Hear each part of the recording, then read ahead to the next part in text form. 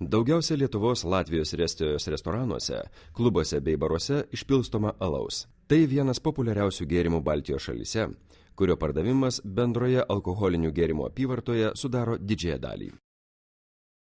Kompanija UCS siūlo naudingą sprendimą – itin tikslę pilstomo alaus apskaitos sistemą, kuri suskaičiuos kiekvieną alaus lašą ir tuo pat metu į kasą įneštus pinigus.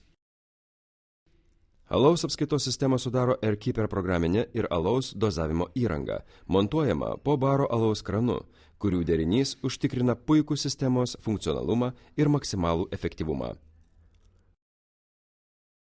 Alaus perpylimas tiek nepakankamas šio gėrimo įpylimas yra neigiami reiškiniai. Pirmuoju atveju nukenčia baras, nes praranda pajamas.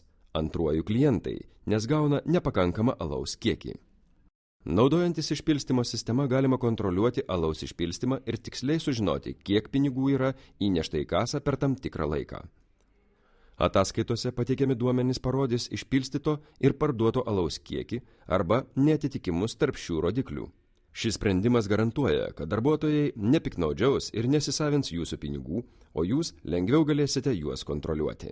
Naudojantis alaus apskaitos sistema, visuomet žinomas tikslus produkto likutis sandėlyje, todėl galima iš anksto užsakyti papildomą gėrimo kiekį nesustabdžius prekybos.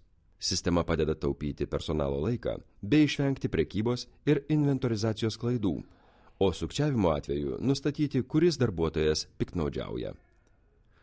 Šiuo metu alaus apskaitos sistema naudojasi